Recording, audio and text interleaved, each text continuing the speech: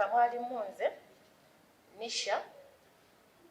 mama we that's Hajji Zura nga mulimu nani ne Mahadi ye brother yaleta mmotoka ne ayibo omusango nga tuvuga mpaka Nsambya police yeddwaliro lya St Francis erya police lyennyini abantu bulijjo baga St Francis erya police lyennyini nga tuyingira nga tutuula waliwo waiting area we tutuula so some nurse n'atu invitinga tulabe ki omusawo by the way yalina mwami eyamukolako basi omusawo yasooka okwogera ne Nisha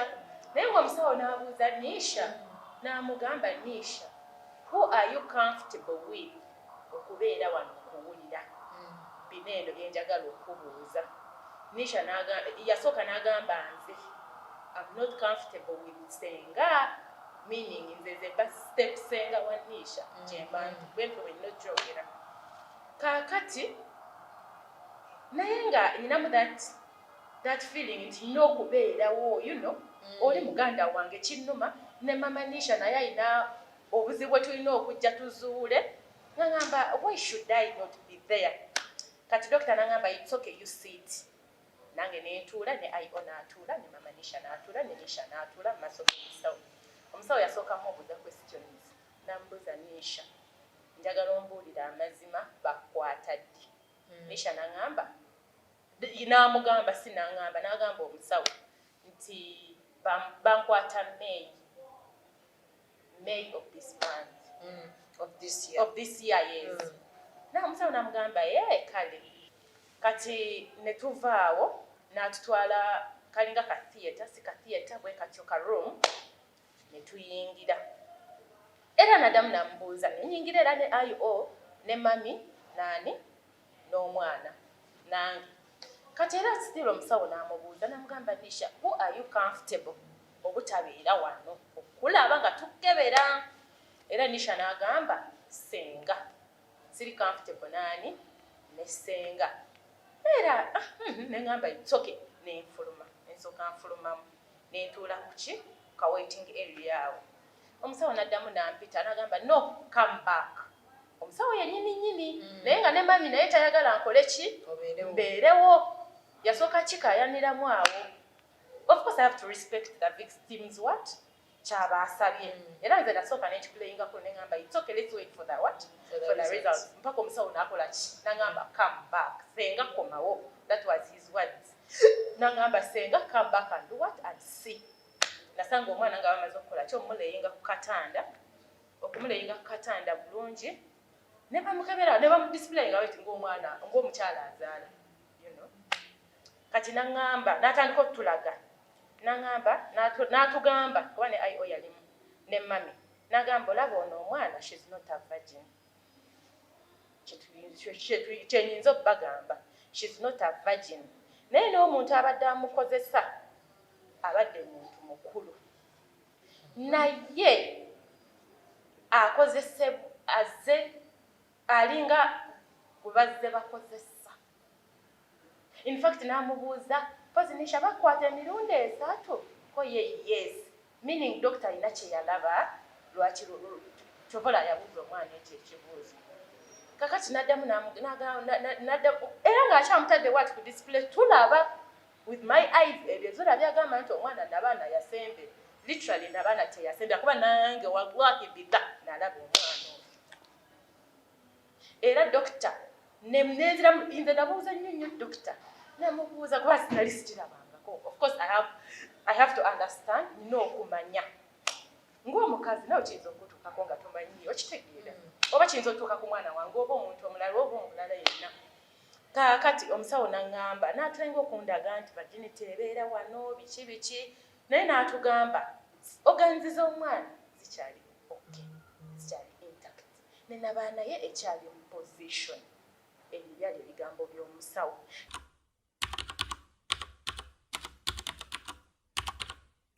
ate siraba akomentinga nga yakalabako eddakiika 2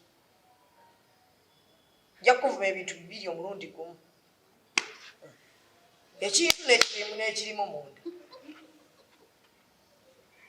bimumalanga mwakala sekendi bbiri ate onosonyiwa omugenyi wamu. So kaakati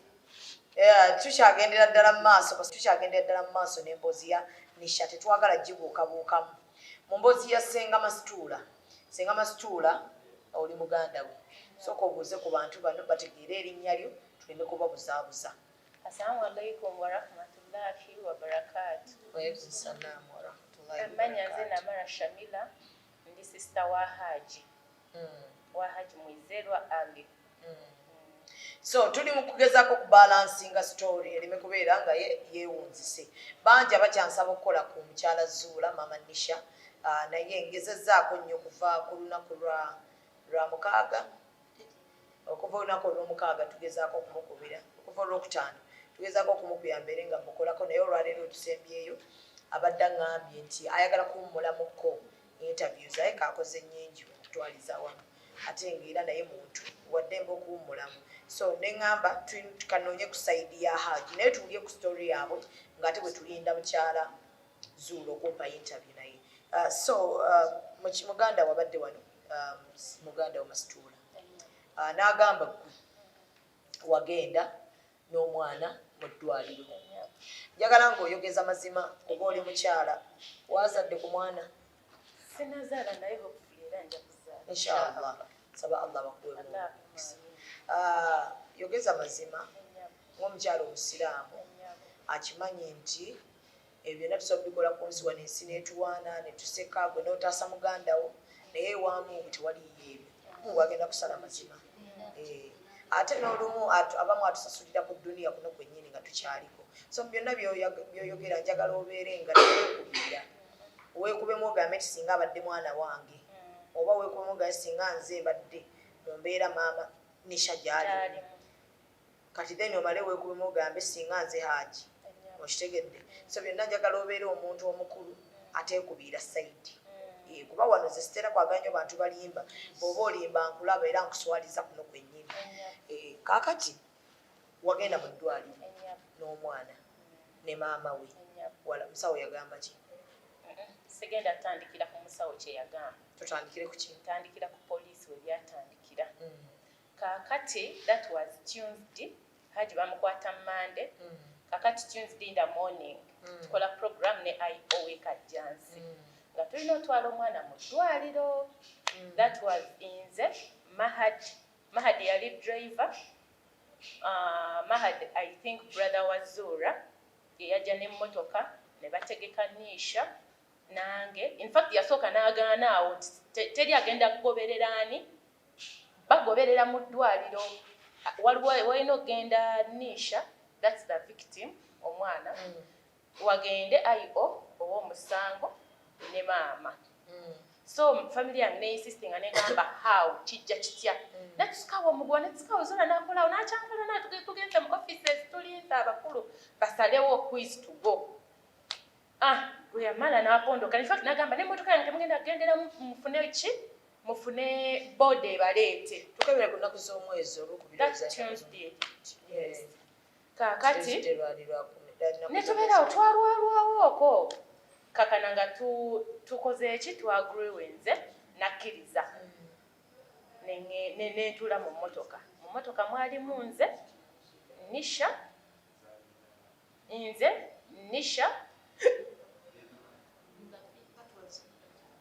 mubuzaabuza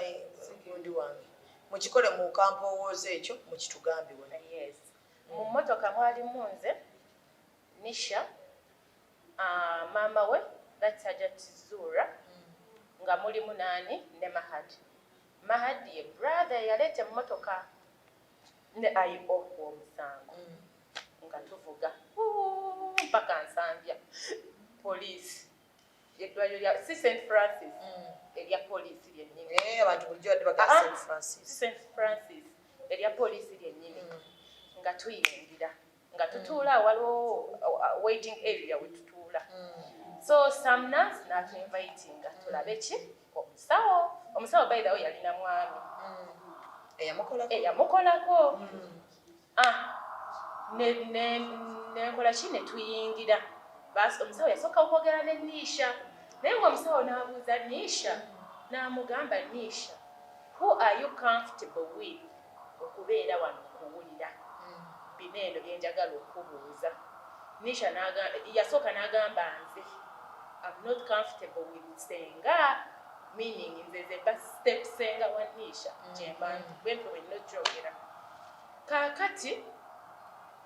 naye nga ninamu that feeling nti nina okubeerawo oli muganda wange kinnuma ne mama Nisha naye alina obuzibu bwe tulina okujja tuzuule ngamba why should I not be there.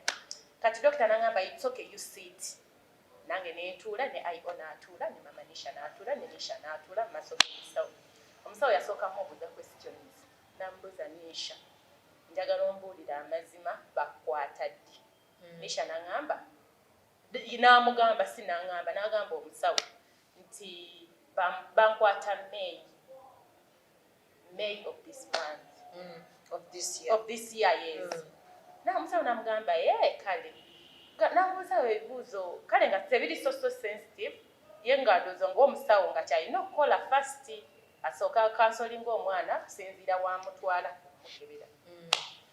Kati ne tuvaawo n'atutwala kalinga ka theatre si ka theatre bwe katyo ka room ne tuyingira era nadamu namubuuza nenyingira era ne Ayo ne mami nani n'omwana nange. Kati era still omusawo n'amubuuza n'amugamba Nisha who are you comfortable obutabeera wano okulaba nga tukebera. Era Nisha n'agamba Senga siri comfortable nani ne Senga. Era neŋŋamba it's okay nenfuluma ensooka nfulumamu nentuula kuki ka waiting area awo. Omusawo n'addamu n'ampita n'agamba no come back. Omusawo yennyini naye nga ne mami naye tayagala nkole ki mbeerewo yasooka kikayaniramu awo. Of course I have to respect the victims what kyabaasabye era nze nasooka nekiplayingako neŋŋamba it's okay let's wait for the what for the results mpaka omusawo n'akola ki n'aŋŋamba come back Senga komawo. That was his words. N'aŋŋamba Senga come back and do what and see. Nasanga omwana nga bamaze okukola ki omuleyinga ku katanda okumuleyinga ku katanda bulungi ne bamukebera ne bamudisplay nga bweti ng'omwana ng'omukyala azaala kati n'aŋŋamba n'atandika okutulaga n'aŋŋamba n'atugamba kuba ne Ayo yalimu ne mami n'agamba olaba ono omwana she's not a virgin. Kyenyinza okubagamba she's not a virgin naye n'omuntu abadde amukozesa abadde muntu mukulu naye akozese azze alinga bwe bazze bakozesa. In fact n'amubuuza pozi Nisha bakwata emirundi esatu ko ye yes meaning doctor alina kye yalaba lwaki kyovola yabuuza omwana ekyo ekibuuzo. Kakati n'addamu era ng'akyamutadde wati ku display tulaba with my eyes ebyo zola byagamba nti omwana nabaana yasembe literally nabaana teyasembe akuba nange wallahi bida nalaba omwana oyo. Era doctor nenzira nze nabuuza nnyo doctor namubuuza kuba sinali sikirabangako. Of course I have to understand nina okumanya ng'omukazi nawe kiyinza okutuukako nga tomanyi okitegeera oba kiyinza otuuka ku mwana wange oba omuntu omulala oba omulala yenna. Kaakati omusawo n'aŋŋamba n'atulenga okundaga nti virginity ebeera wano biki naye n'atugamba oganziza omwana zikyali okay zikyali intact nenaba naye ekyali mu position ebyo byali ebigambo by'omusawo. Kati n'addamu njagala embuuze doctor. In fact doctor n'agamba the girl has no bruises ekiraga nti rape talina biwundu talina injuries okulaga nti ki anti bw'abakwata mu gwakutaano gwaguno gwa 10 anti kati omusango gwe tuliko gwa rape andifaide okitegeera ate kati mami yali agambye bamukwata ku lwamukaga ne mu statement zagamba baali bamukutte ku ki ku lwamukaga meaning alina okuba nga sustaininze what injuries muli mu mabbali nga ware aba yali wasaka kuba baba wayisewo ennaku 2 bamukwata mu kati nga tekiraga ng'omwana ali kale era kiraga nti omwana mukozese ekyo sijja kigamba nti tebaŋŋamba nti omwana mukozese baŋŋamba omwana mukozese naye talina injuries around her parts nti oba mukwate era n'agamba azaakikola azakikola okitegeera kati awo nenjagala nzire mu mbuzi omusawo in fact awo nabuuliza omusawo nemugamba ki ekiraga nti this is rape. That was my question. Mama Zula n'alyoka nsindika fuluma room by the way ne IO asobola okukyogera nti kyaliwo bwe mba mpayi IO wekajazi wali ate naye mukyali nansindika nangamba fuluma gwamanyira ekisa ky'omwana gwe basindisa waneeno olabe nemugamba Zula ndi muyivu okuzaala nja kuzaala anytime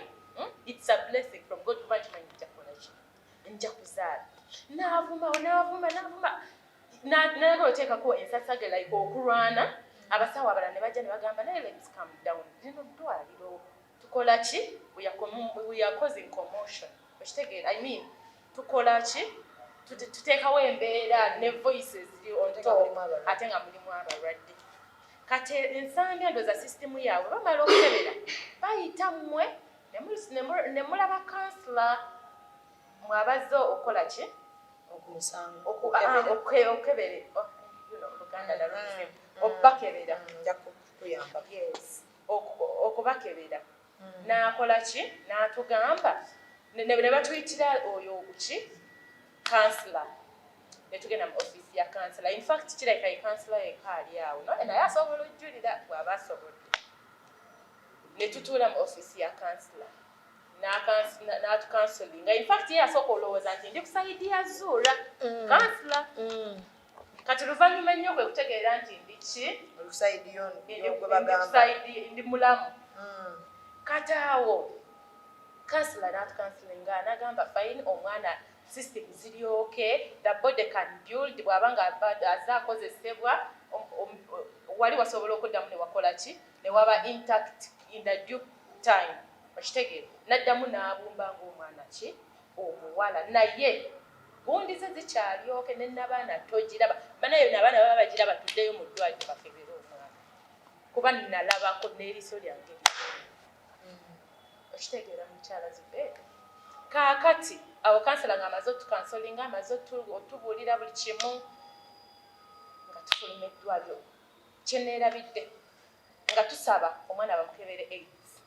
that is HIV mukebere naki ne pregnancy awo Zuura atandise ate ate munaye omwana gwe babadde bakwata do we expect nti omuntu abadde akozesa protection okitegeera ate oli munaye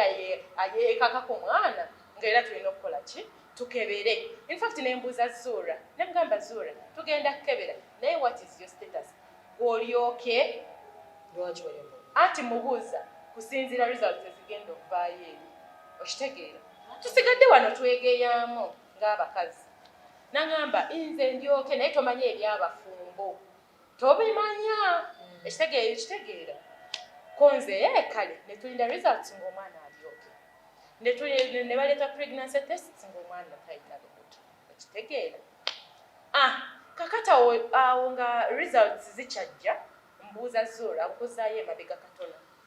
twali ku mukolo gwa Swaliha oyo muwala wa Seeka Semaama nga nyumya ne Zuura tulina ebintu bye tunyumyamu ebiri sensitive ng'abakazi ze ne Zuura mbadde bamukwana si nnyo naye nga buli bwe tumiitinga tubaako bye tunyumya ng'abakyala yes in fact yali angambye okunkonekitinga ne ku musawo asobola okumakinga sure nti nkonsiivinga yes nga mpamu advice here and there because nange era omwana avuze bubuzi kati nga ngamba we can do this we can do that buli bwe meeting nga yezo stories etubeeramu bwe zityo naye nga sibeera nnyo ku stories ziri eza Hajji naye nga biba byange naye kaakati tutuula waliwo omuwala yali afumbirwa oyo Swaliha ate nga nze abadde naye kampasi yange yonna nali mbeera ne Swaliha kati ngambuuza naye Swaliha agenda afumbirwa naye ali atya okitegeera mwana tatuukayo eyo n'atuswaza nga ki nga tali proper namugamba omwana nze of course nayogeranga naye mutendeka naye simanyi nnyo ebyabalenzi oba boyfriends biki bayina simanyi kati nga ngamba kale olaba Shami nze abaana abange mbakebera webava ku ssomero abaana bali mudde remember that agamba abaana bakola ki mbakebera okitegeera nangamba ye mbatiisa ku ssomero abasomesa Era ewange nagoba trips. I remember nechi yakyogedde mu interview ye ne Ruth. Nagamba abaana batisa trips. Era ewange teri trip olweyo embeera. Okitegeera. Era omwana bw'akoma weewaka nza owange mukebera tempulira bbanga ki oba abakebera daily oba naye yandaga nti afaayo ku baana be abaaki abawala ne mugamba bakebera ye nagamba era bali okay. Okitegeera. Kati awo nkuddusawo tudda mu ddwaliro nga tulinze results zaaki z'amwana. Nziramu amubuuza mugamba naye Zuula bino byonna weebiri naye wangamba omwana omuke naye nga zino tumaze ozikakasa nti omwana yakwatibwa. Okitegeera omwana mukoze si yakwatibwa naye bamukozesa. Ngamba ye Zuula katako kakomawo mu bwongo. Mugamba Zuula naye watugaba mwamba tabano bakebera lwaki kino kiri bwe kiti ate era omwana agamba bamukwata mu mmeeyi ate omusawo agamba nti omwana abazze bamukozesa kakati biri ebyo wali oŋŋamba byali bitegeeza ki maama nnyo Miranga wowe shami tolina ky'oŋŋamba tolina ky'oŋŋamba saawa zino tolina ky'oyinza kutegeera like yakozesa eyo defensive mechanism okugamba nti nze sinakola ki nagako tolina ky'omanyi saawa zino tolina ky'omanyi nze bannaye biki simanyi bye byakuleese simanyi biki awo n'akola wensasa kyala nensirika neŋŋamba sigenda kukolera wano olutalo ku ddwaliro kansirike ne tukirekawo nga bwe kiri without an answer remember ne tuvaayo mu ddwaliro Mahadi brother onaddamu n'avuga emmotoka nga ye ayogera ki bulaza yaddukamu ekigambo kyeyinza okukugamba okay nga tuvuga ayi twamulekayo ku ddwaliro waliwo signature yali ebulako ku lupapula olwo confirming doctor ba yali afulumye something like that kati nga results zonna tuzesigisaani ayo sabeera nazo nga Zuula tasabeera nazo okitegeera nga ayo yalina osigalawo ku ddwaliro alinde doctor akole ki results nga tumulekayo twamana transport eya boda yamuleeta ffe nga tuvuga n'omwana nga tukomawo ku ddwaliro naye nga taawo Zuula ng'akuba amasimu mangi Hajji yakwata omwana wange biki ne sisita wawuno abadde angoberedde aze ngambega biki ng'akuba amasimu mangi nnyo naye olwo tukomyewo ne kansila we gwe twamiitinga tujja naye ku poliisi yali mukyala naye ng'ali awulira n'omukyala mukakkamu nga kansila kale era atukonfaatiraga kale byonna weebiri naye tube tukakkane okitegeera nagana naye ekituufu kiri nti tetumanyi yakwata. In fact the counselor was like we don't have the video eraga nti Hajji ali mu action with a girl okitegeera kati tulina kukakasa nti Hajji yakutte oba si Hajji yakwata ebyo byali ebigambo bya kansala ng'atukansilinga kakati ng'agumya Zuula ng'agamba Zuula n'omwana we baba mukwata naye ate tonyiga nnyo bbaawo nga kansala kale ebigambo kansala biyinza omukola ki omuvaamu nga tutuuka ku poliisi nga ne IO ndowooza yatugirako kubanga kirabika twatuuka nga 30 minutes IO n'atuuka nga results ziyingira mu file of course tubeeraawo ng'era tewali kitambula kiri awo nnyo akawungeezi kabakuba nti ate Hajji Kalyango atwagala Hajji Kalyango ye nanyinaani oyo manya nga mukwano gwa Zuula here Kalyango Yusuf bwekiti nga tutuuka ng'atuyita tulina meeting the meeting was awo ku express awo watyo kyalo nkyerabidde nga tuliyo emmotoka in fact nze kubaaliwo ng'aba Hajji waliwo nze ne Hajji Ssemambo ne Senga Ssemambo faabaaliwo kusaidi ya Hajji kusaidi ya Zuula in fact ne nono gundi wewa Mutonde chairman Zuula yamukubira n'amugamba jje ffe nga tetumanyi kigenda mu maaso nno fe abagenda meeting tutuuka mu meeting awo tusanzeewo bahaji bayitirivu nnyo besimanyi naye nga bagamba bali ku sayidi yani yazuura nga tutuula mu meeting twagenda ne ba lawyers baffe baali babiri ba lawyer nga tutuula mu meeting ne Zuura naye yaliwo kakati nga boogera ku musango Zuura ng'agamba nze omwana wange Hajji yamukwata omwana wange Hajji yamukwata mwana wange Hajji yamukwata kakati olwavaamu yalina ne mutabani oyo kakati olwavaamu mu meeting eyo tuga Hajji bw'aba teyakwata mwana Hajji Kalyanga oli gwe njagala ng'agamba atya ng'atudde tanayogera naye nga buli kimu Zuura yatugamba buli kimu ekisalibwawo Hajji Kalyanga yakola ki yakisalawo nawo wennyini meeting yakyogera naga Hajji Kalyanga kyasalawo kuba ye taata w'abaana bange meaning alabanga taata w'abaana be Hajji ati Zuura siteeka bigambo mu kamwa okutya Allah wange wayogera ekigambo ekyo in fact neerabira n'okurecordinga oba n'amawulire gansala simanyi kaakati kaakati nga Hajji Kalyanga akola ki asirika kati ng'agamba Zuura ng'amugamba ng'ayogera bw'atyo n'agamba kyonna kye mba nsazeewo gundi yakola ki Hajji Kalyanga yasalawo birekedde Hajji Kalyanga ne mutabani wange boy yenkana atya gwe babirekera ali around 27 no 23 around there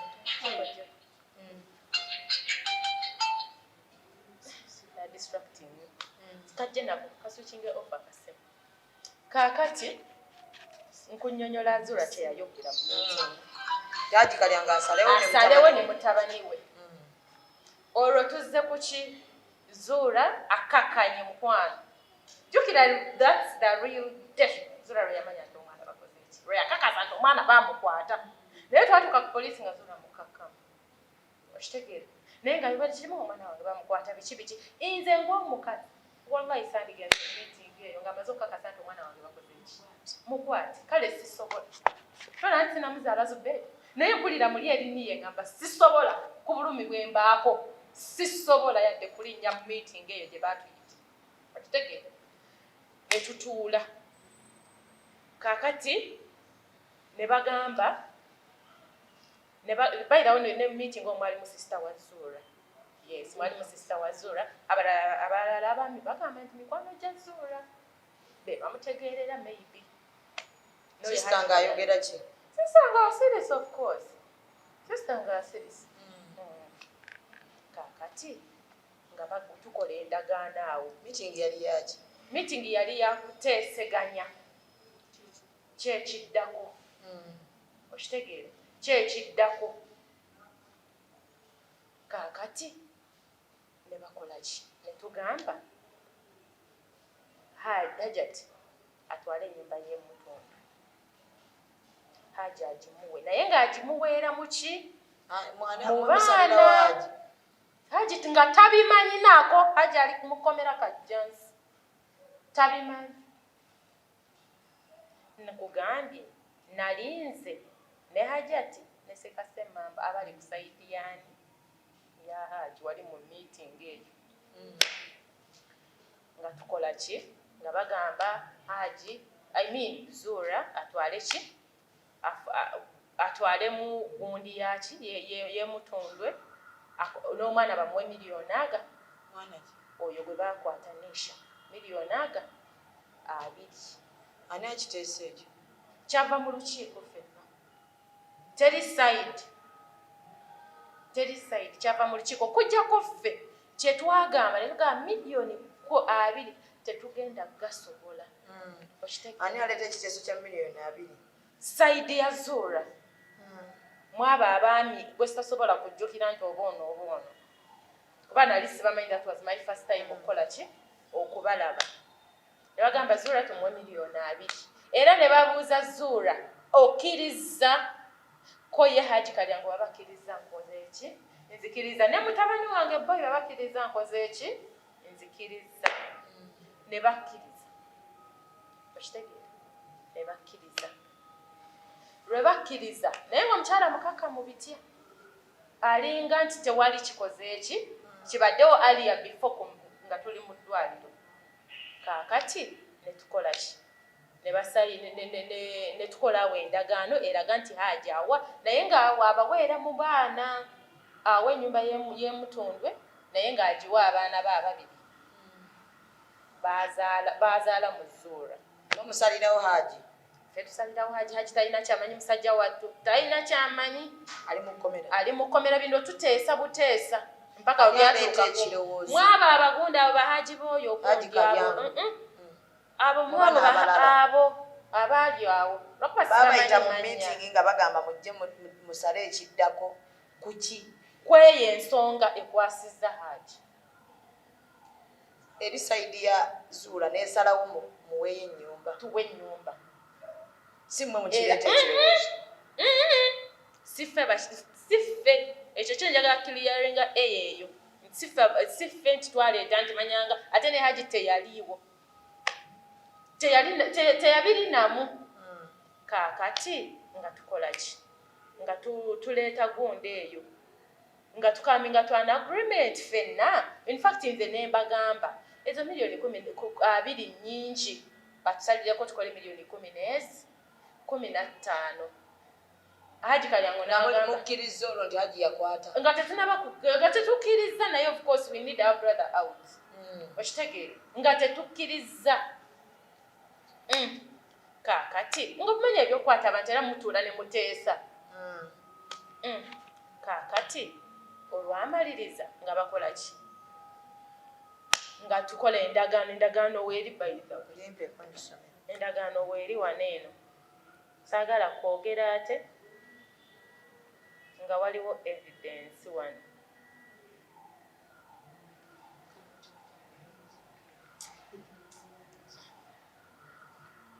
Simanyi oba onagisoma bulungi kuba eri kinda not clear naye kusuubira ojja gisoma.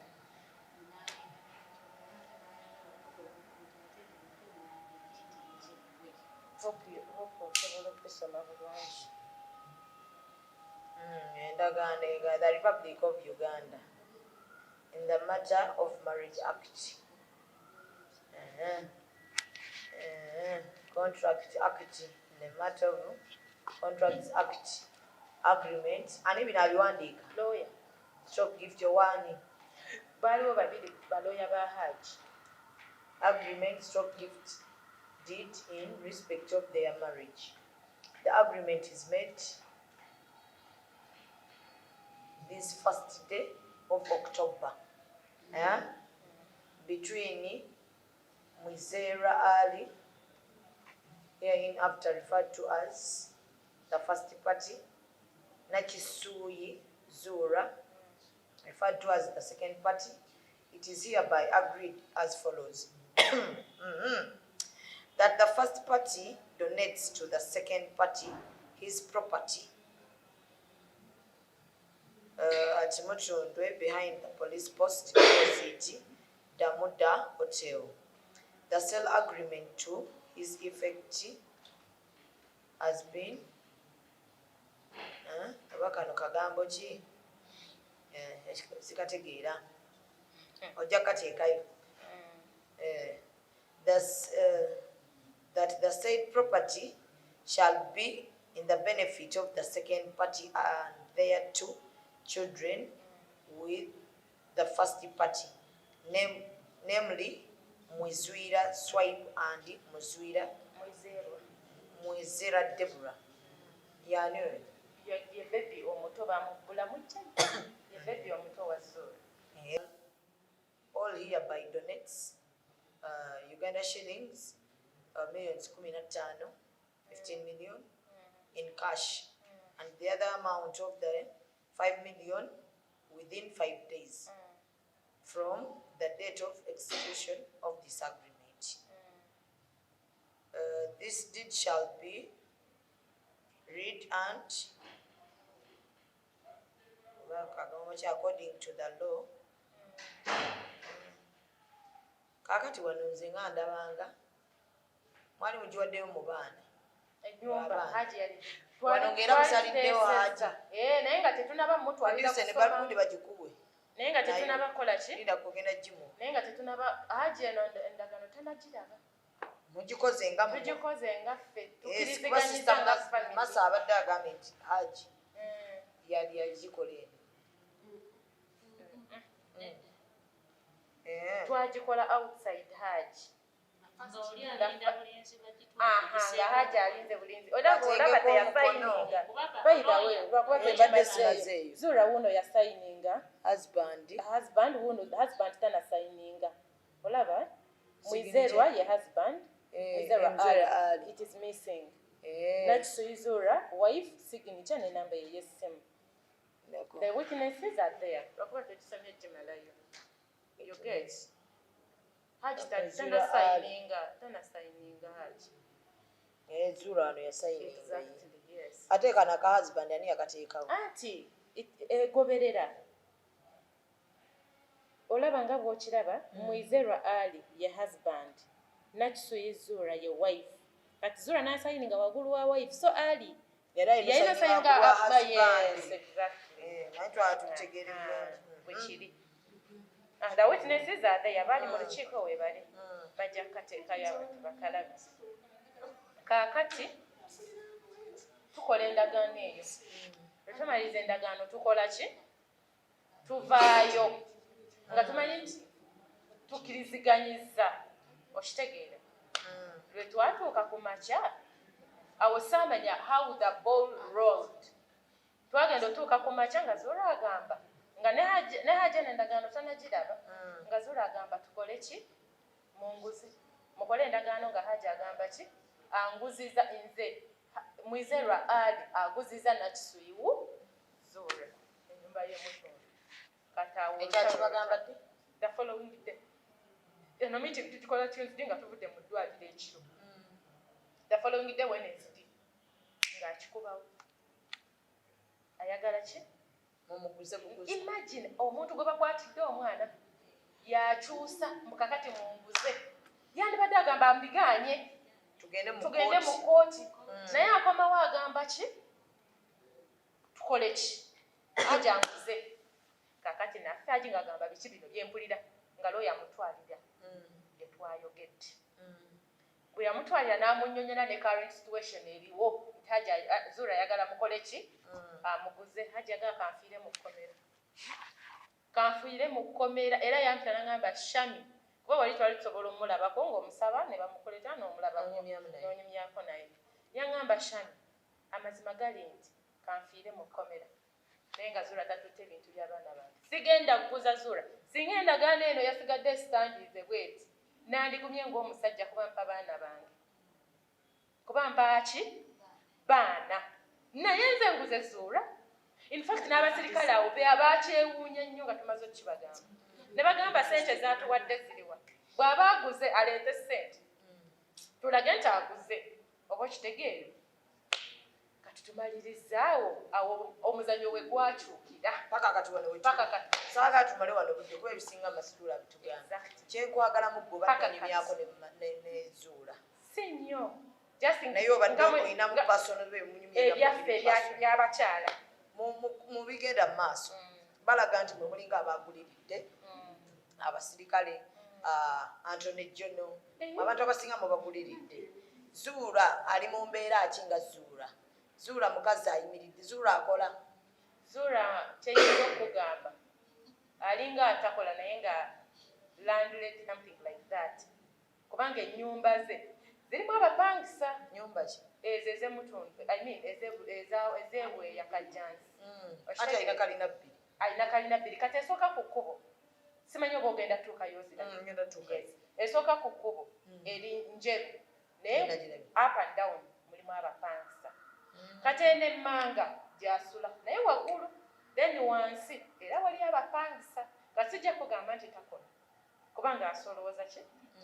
sente naye ng'abeeraka kubanga omuntu ayinza okugamba muyina sente munyigiriza munaye mwana tuzubeda sifa abayina sente era tetulina era saa kuyimirira wano ngambe nti Hajji alina sente kuba yeeyiya musajja yeeyiiya akwata kino nakiri alhamdulillah Mungu n'amuteeramu riziki akayitawo ne kayitawo okitegeera Buganda omulaba mu wiiki emirundi emeka ne Hajji engeri gye no omutima ogunnumira nsibira mutundu kubanga ayina washing bay wali emutundu by the way nze amukolera n'ezo delivery notes demographics and design nze amukolera receipt books mbiina ne wano byonna ebye Sudan wandi nakiwulidde kuzuula bannange nze sigenda tema kigambo Hajji anywa enjagala nakiwulidde omuguddeko wonna ng'akommonte enjagala naye ng'amugwawa buli kika kyanjaga ng'amugwawa mbu bigambo bya jatisi nze wano saagala kusula kigambo wano eno kuba guno omusango guli sensitive wallahi naye gwe tewakyalanga bakyongere nakirabye naye era nekintiisa ne ŋŋamba ne wano twatuuse Hajji muyaga mwakebeddeko ku musaayi gwa Hajji kuba omusaayi gwe gukakasa nnyo nnyo enjaga mwami omukyala azube bajjeko Hajji omusaayi ng'oli nga wendi ne dokita IO yakola schedule ya dokita ne baleeta dokita n'amuggyako omusaayi nga wallahi Hajji kamwanjaga nga tagikomba mu musaayi gwe nga mu musaayi gwe temuli yadde njaga badde buba ate amalwaliro tebaliyo zube yadde omusawo waali nze bana sirabangako nga Hajji akozesa ebirala this I can testify sirabangako Hajji ng'akozesa biragalalagala nabeerako ne Hajji ebunenga nga processing documents gundi zange za university okitegeera saalabako yadde enjaga ewunya saalabako yadde enjaga esala ate munaye zonna yazinnyonnyodde azinywa omusokoto oba byebiki mu butuufu simanyi oba abadde anywa eno entokosi kate nga akugambye buli kimu abadde akikozesa ekintu oba okikozesa nga oli addicted nze kyemmanyi bw'aba nga abadde akozesa enjaga eyo ng'anywa omusokoto anywa buli kimu ate gwe kazoole ye yabaaki ate munnaye ali addicted kakati ne mumusaayi enjaga ne batagiraba muzubeeda ekyo kyembadde njagala tibamukebedde nga mu musaayi temuli ney'obululimi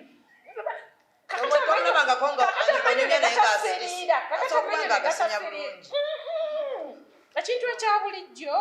n'amanya naye gatasiriira banaamanyaaekifaananyi kye kiikino kyonna kiraga amanyo gonna gatukula kakati yatwala ne bagagira ne bagakuuta oba okitegeera naga amaaso ameeru yarabbi bannayagamba hydropoloza zikola mulimu kimmalwali gwe abantu banywa enjaga ku makyano kanoyiwamu hydro naye oyo anywa omusokoto na buli kikamba nti omanya omulimu so Hajji tomulabangako ng'anywa enjaga simulabangako sigenda sala kigambo simulabangako kale kyokubulaba tukiveeko mukazi waaba amulaba nnyo singa mu musaayi temwabadde enjaga okakasa lizawulisani azirina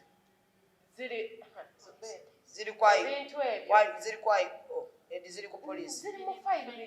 kirungi nnyo tukireka okakasa nti Hajji teyakwata mwana nze ŋŋanze bannange ebbanga lyentegeeredde Hajji singa kivaayo nga yamukwata goyinza muwa musango ki saagala osale bamusibe njagala teweekubira bamusibe kyonna kyonna kye banaasalawo njagalako oba kati gwe weetuule bwoti kati gwe mulamuzi njagala olamulali nga bamuleezi singa omusango omusinga Hajji ntunuulira eno vidiyo bwekutuukako ng'omusango ogwo waguzza bakusibe kimala kyonna kyonna njagala omuwa omusanga mwana wo anti katugoberera amateeka kiri bwe gabeera sigenda gamba nti bamusaleko omutwe kubanga sigenda gamba nti bamusaleko omutwe oba bamusaleko buli bugundi kyenyinza okugamba tugoberera amateeka gamulamule oba bamusalira myaka 4 oba 10 asaazinge tujja kuguma kakati byonna tusalawo Mungu atuweemu ekirungi mu bintu bino n'amazima gonna gakoleki dalabike inshallah obudde butuddukako wanje by the way tugendako obudde butuddukako naye omwana omu bayogerako naye ku baana be bakwata ababiri omu ne bafulumya akatambike omulala ne bakatafulumya naye ne mwogerako naye ne wabawo amurekodinga njagala tuwulirize odiyo ezo ez'omwana bwe barekodinga kubanga nze nakooyo ebintu bitaliiko bujulizi abantu kooti y'abantu nkambwe nkambwe Begin from this one. Okay. That one. Increase the volume.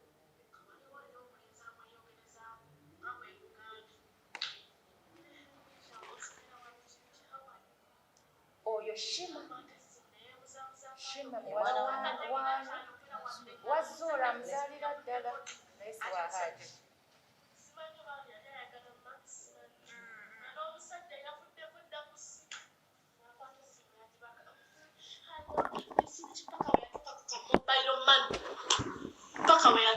Awa Kookie wemanyiza okugula buntu buno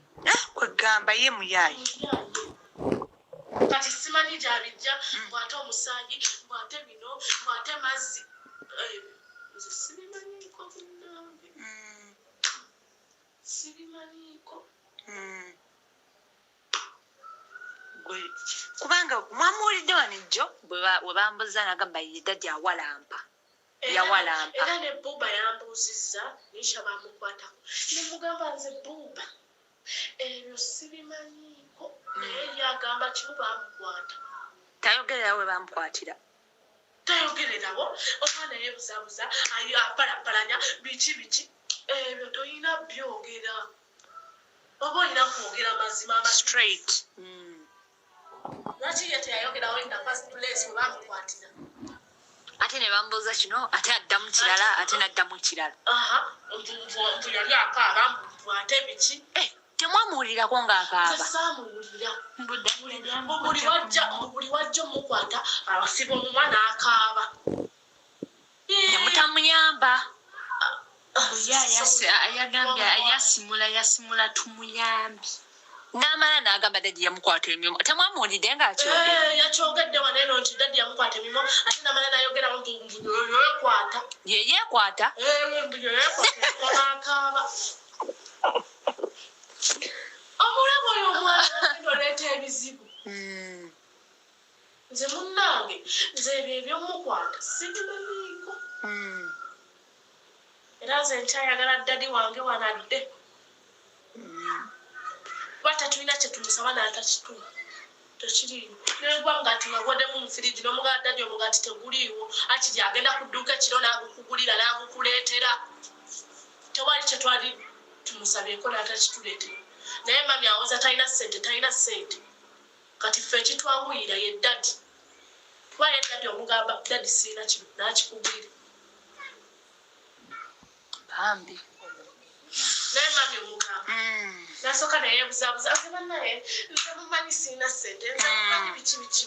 ate ng'aba nazo naye ffe ekitwanguyira daddi banna Nisha yagambye yawalampa wano akatanda yakwogera byatamanyize bannaye saagala taata wange bamusibe kati olaba we yagambye mbu gyali emirundi 3 ebiri wansi ate nga wangambye eyo wansi wali tolaba na daddi yaliyo naye kati waneno ate nagaa daddi yawalampa wamulabako nga walampa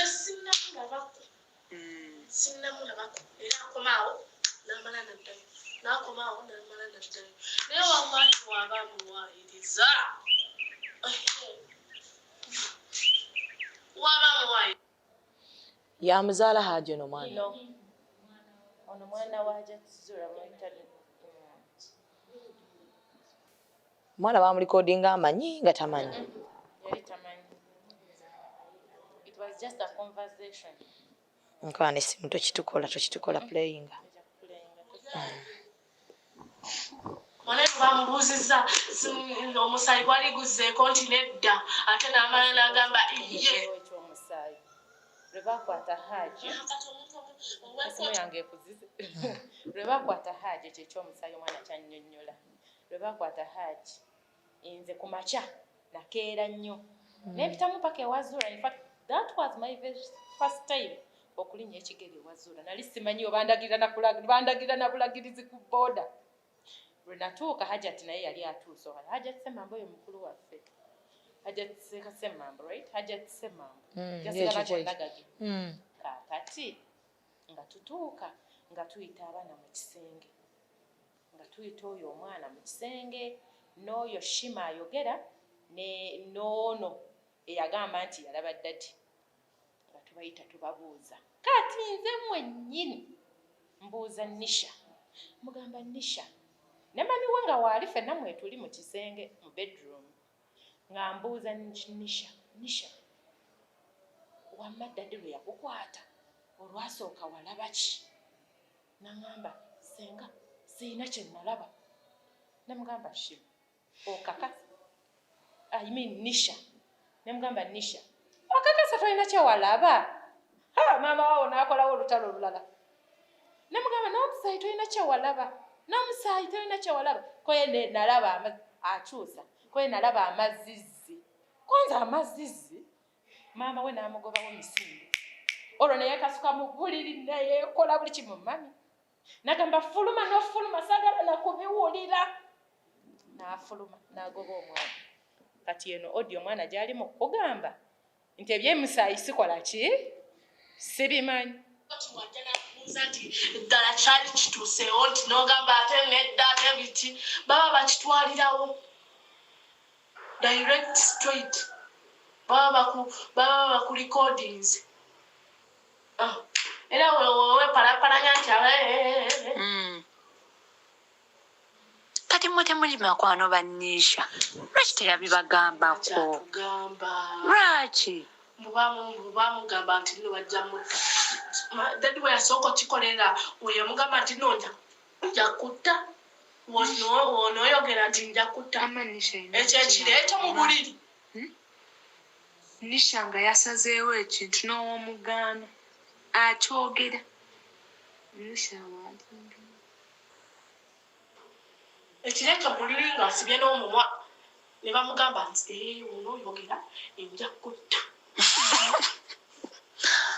Nanga ne Dadi anananga. Lwatanga ayogera mpo. Mukama temuwulira. Nga nze saabiwulira. Nze yamuli okumpi ekitanda kyange kyali kuno ng'ekyange kiri wano. Nga nze saamuwulirako ng'abyogera nti abula banna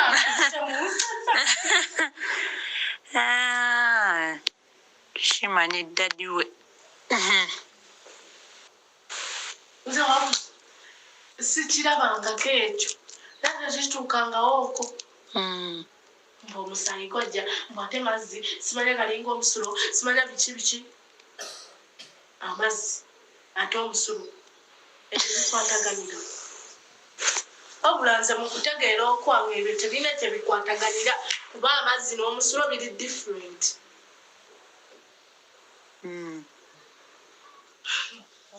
Amazzi ate omusulo ate biki si byangu nno kati ebintu ogambye Shima ono si yamuzaala Hajji si yamuzaala yoli gwe bataalaga naye wa Hajjati Zola abadde otuseka kano kakusatu ketugendako nyantu lwe bagete tulina bujuli n'agamba nedda Mami nedda Naira wallahi nono yabaddewo Mami n'atugoba mu kisinga banga playingzeko sex naawe nedda ate nadda waneeno n'akaaba nnyo simanya biki ani yakaabye ninshi yakaabye nga samulabyeko Mami ng'aka yasoose mukerera eri mu kisinga eggulo nga temuliimu nabaawe mami nga tannaba nakkaaba tannaba nakuba miranga bannange munyambe ebyo tebiti bamubuuziza yali aplayingzeko sex naawe n'agamba nedda ng'akikakasa wallahi mami nze ankwatiriza ku mabeere mu kabina simanyi biki ayogedde just naye nga tamukwatangako banna n'omuntu gwe bakutte tayinza kutambula nga Nisha atambula ebitategeera naye singa Nisha akaaba nze kati kankubuulire please nagezayogera ebitali nnyo ye yagambye bamukwata emirundi 2 3 ebiri nga muli eri wansi ate shima obeerawo eri wansi walingayo nene waggula omulundi gumu era n'olunaku lwe baleeta oyo omukozi ogenda dadi teyayingira kisenge kuwo ojjukira oli omukozi gwe wasangayo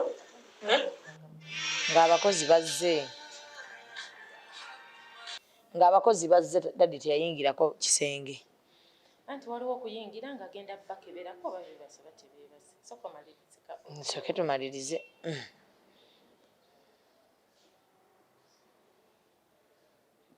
mukwano nedda tunaasula wano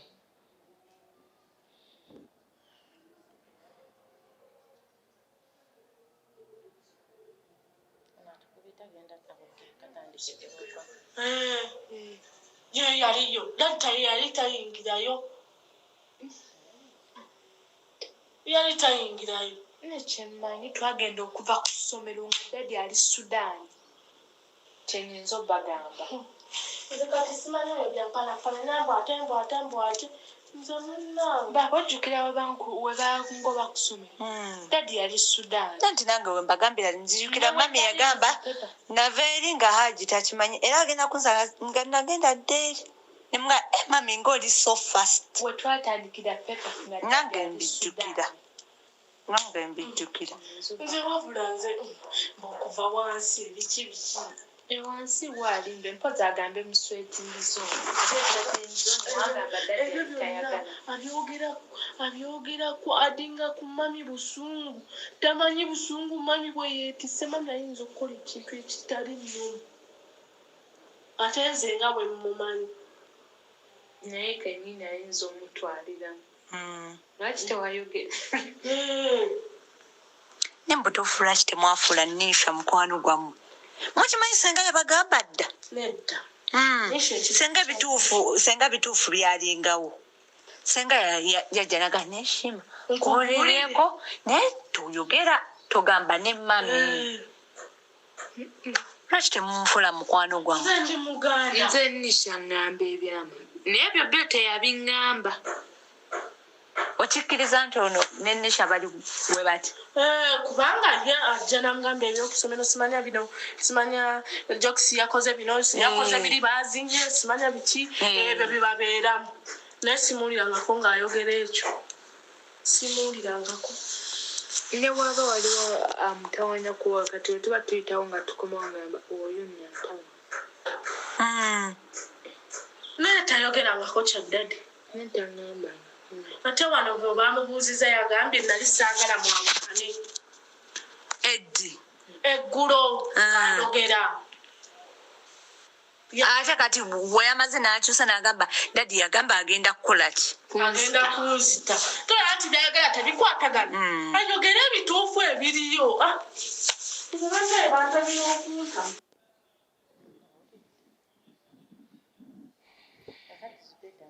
nyate nnuma ka odiyo akalala nogamba mmere ya mwoyo bannange ate neekaza ntya bagenda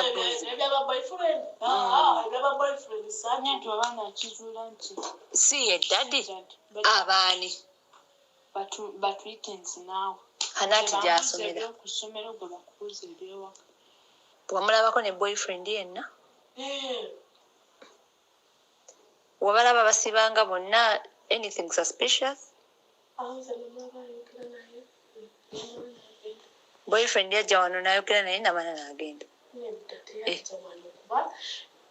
newaffe batyawo lwajati batyawo tasobola kujja ng'ajati ali mu ddinisa wali eryamulala mbwayogere kuhope ne wano mpoziko nga wali eri mu kkubo yali mu kkubo hope yani bodi mwali kuhope kuhope tokutangayo Abadde